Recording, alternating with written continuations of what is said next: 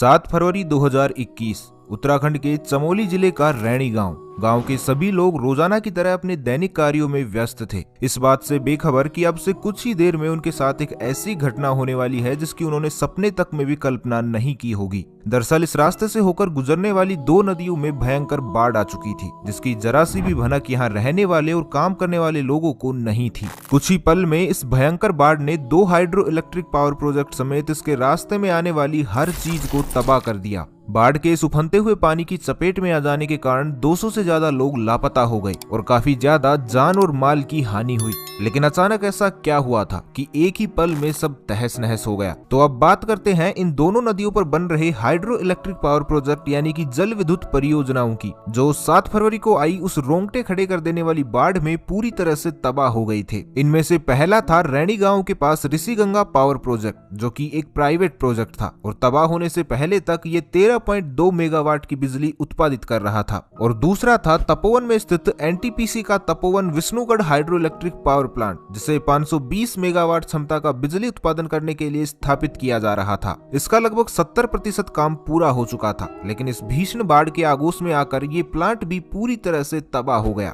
और इसकी टनल में काफी सारे लोग फंस गए। जिसके साथ क्या हुआ वो हम आपको आगे बताने वाले हैं, लेकिन उससे पहले आपको बताते हैं कि 7 फरवरी को आखिर क्या हुआ था। सुबह के करीबन 10 बजे रैणी गांव के लोगों को एक बड़ा धमाका सुनाई देता है, लेकिन जब तक वे इस धमाके के पीछे का कारण जान पाते उससे पहले ही ऋषिगंगा इन्हें एक बहुत ही तेज उफान और धूल मिट्टी के गुब्बार के साथ आती हुई दिखाई दी। पानी का बहाव इतना तेज था कि लोगों को संभल पाने का वक्त ही नहीं मिला और यहाँ काम करने वाले लोगों में से लगभग 20 से 25 लोग इस भीषण बाढ़ की चपेट में आकर लापता हो गए। पूरी तरह से अपने काम में मशगूल इन लोगों को पता ही नहीं था कि मौत इनके सिर पर तांडव कर रही थी और कुछ ही समय में इनका ऐसा बुरा हाल कर देगी। आपको बता दें कि रैणी में ही बीआरओ द्वारा बनाया गया जोशीमठ मलारी ब्रिज भी था, जो कि भारतीय सेना को तिब्बत बॉर्डर पर पहुंचने में मदद करता था। लेकिन बाढ़ के उस उफनते हुए पानी ने इस ब्रिज का अस्तित्व भी मिटा दिया। यहाँ से अपने अंदर बाढ़ को समाये हुए ऋषिगंगा धौली गंगा से मिली और पानी का उफान 2 गुना हो गया। इसके बाद पानी के इस रौद्र रूप के सामने जो भी आए वो या तो मौत की नींद सो गए या रोंगटे खड़े कर देने वाली उस बाढ़ के कीचड़ और मलबे में फंसकर कहीं लापता हो गई। पूरे रास्ते तांडव करते हुए धौली गंगा अब तपोवन जा पहुंची थी, लेकिन यहाँ काम कर रहे लोगों को इस बात की भनक तक भी नहीं थी कि उनकी मौत उनके इतने करीब पहुंच चुकी है। बाढ़ का ये उफनता हुआ पानी जैसे ही तपोवन पहुंचा तो इसने चारों तरफ हाहाकार मचा दिया। बाढ़ ने Tapovan hydro electric power project को पूरी तरह से तहस नहस कर दिया। अपनी जान बचाने के लिए लोग कुछ देर इधर उधर भागे भी, लेकिन अंततः वो पानी की चपेट में आकर कहीं गुम हो गए। ये मंजर इतना खौफनाक था कि यकीन मानिए अगर आप वहाँ होते तो उफनते हुए पानी के सामने अपनी जान की भीख मांगते और जिंदगी और मौत के बीच लड़ते इन लोगों को देखकर आप यकीनन रो देते। इस घटना में 200 से ज्यादा लोग लापता हो गए, जिसमें से तकरीबन 35 लोग यहाँ बनी 1.7 किलोमीटर लंबी एनटीपीसी तपोवन टनल में फंस गए, जो इस घटना के दौरान सुरंग में काम कर रहे थे। लापता हुए लोगों के बचाव के लिए तुरंत ही रिसर्च और रेस्क्यू ऑपरेशन चलाया गया और इस ऑपरेशन में आईटीबीपी, आर्मी, एनडीआरएफ और एसडीआरएफ की टीमें शामिल हुई। 7 फरवरी को इस टनल से 12 लोगों को रेस्क्यू करके बाहर निकाला गया, जिनके जिंदा होने की उम्मीद किसी को भी नहीं थी। मौत को मात देकर आए इन लोगों ने बताया कि अंदर काफी मलबा और कीचड़ हो गया था, जिसके बाद उन्हें नहीं लगता था कि वो अब कभी भी बाहर का सूरज देख पाएंगे।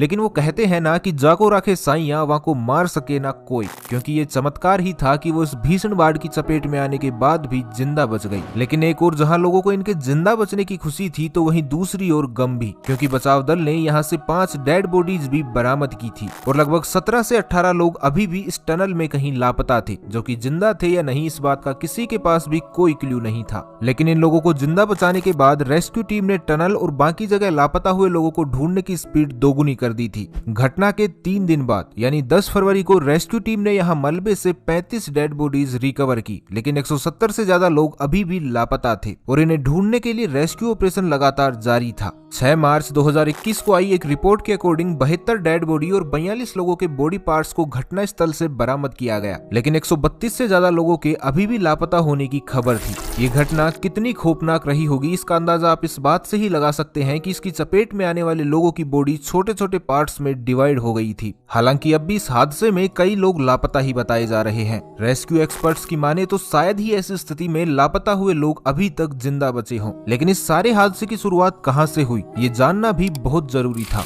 दरअसल शुरुआत में तो साइंटिस्ट और एक्सपर्ट ये अनुमान लगा रहे थे कि ये घटना GLOF यानी ग्लेशियर लेक आउटबर्स्ट फ्लडिंग का परिणाम थी। यानी पहले किसी एक ग्लेशियर लेक में पानी इकट्ठा हुआ और फिर किसी बड़े टुकड़े के इसमें गिरने से ग्लेशियर लेक टूट गई होगी और लेक का सारा पानी बह गया होगा, जिसके कारण ये भीषण बाढ़ आई। लेकिन जब वहां का एरियल सर्वे करवाया गया तो वहां किसी भी प्रकार के ग्लेशियर लेक आउटबर्स्ट होने के सबूत नहीं मिले और इस अनुमान को सिरे से खारिज कर दिया गया। अब इस घटना के पीछे का कारण पता लगाना टीम के लिए एक बड़ी चुनौती साबित हो रहा था, लेकिन काफी सारे एरियल सर्वे और सैटेलाइट इमेज के आधार पर टीम आखिरकार घटना की तह तक पहुंच ही गई। दरअसल इस घटना के पीछे का कारण थी एक बड़ी चट्टान। इसे आप कुछ इस तरह से समझ सकते हैं कि ऋषिगंगा की एक सहायक नदी है रोंटी गैड। रोंटी गैड जहां से होकर बहती है वहां इसके रास्ते में एक पर्वत पड़ता है जिसे रोंटी पर्वत के नाम से जानते हैं। GAPHZ यानी glacier and permafrost hazards in mountains and ICIMOD यानी international centre for integrated mountain development की दी गई एक रिपोर्ट के अकॉर्डिंग 7 फरवरी 2021 को करीबन 10 से 10:30 के बीच चट्टान का एक बड़ा टुकड़ा रोंटी पर्वत से अलग होकर रोंटी गैड नदी में गिर गया था, जो कि करीबन आधे किलोमीटर लंबा था। ये टुकड़ा इतना बड़ा था कि लगभग 5600 मीटर की ऊंचाई वाले रोंटी पर्वत से गिरने के बाद इसने रोंटी गैड और आगे ऋषिगंगा में जितना भी पानी था उसे एक ही बार में आगे की ओर धकेल दिया। इस चट्टान के टुकड़े की वजह से नदी का जल स्तर अचानक बढ़ गया, जिससे ऋषिगंगा व धौलीगंगा उफान पर आ गई और सब कुछ तहस नहस कर दिया। लेकिन अब सबसे बड़ा सवाल ये था कि वो चट्टान का टुकड़ा क्यों गिरा। इसके पीछे भी कोई ना कोई कारण तो जरूर रहा होगा। वैसे तो इस मैटर पर अलग अलग एक्सपर्ट्स ने अपनी अलग अलग राय दी है, लेकिन इसमें से 2 संभावित कारण सबसे ज्यादा चर्चा में है। पहला ये कि हाइड्रो इलेक्ट्रिक पावर प्रोजेक्ट के लिए यहाँ पेड़ काटना और पत्थर तोड़ने के लिए लगातार ब्लास्ट किए जा रहे थे, जिससे जानवर और पेड़ पौधों के साथ साथ यहाँ रह रहे लोगों को भी इसका भारी नुकसान उठाना पड़ता है। साल 2019 में रैणी गांव के ही एक शख्स द्वारा दायर की गई एक याचिका के बाद हाईकोर्ट ने रैणी गांव के आसपास ब्लास्ट करने पर बैन भी लगा दिया था और सरकार को इसकी जांच के आदेश भी दिए थे, लेकिन सरकार ने इस ओर कोई ध्यान नहीं दिया और न ही जुलाई 2019 के बाद इस केस पर कोई सुनवाई हो पाई। तो क्या इस घटना के पीछे कहीं न कहीं सरकारी तंत्र की विफलता भी एक बड़ा कारण नहीं है? वहीं दूसरा कारण जिस पर सबसे ज्यादा चर्चा हो रही है वो है ग्लोबल वार्मिंग। जून 2019 में साइंस एडवांसेज जर्नल की हिमालयन ग्लेशियर पर पब्लिश की गई एक रिसर्च में पूर्व से पश्चिम तक लगभग 2000 किलोमीटर एरिया में फैले 650 ग्लेशियर के बारे में एक स्टडी की गई थी। इस रिसर्च के दौरान देखा गया कि वर्ष 1975 से 1990 के दौरान हर साल ग्लेशियर पिघलने की औसतन दर 0.25 मीटर थी।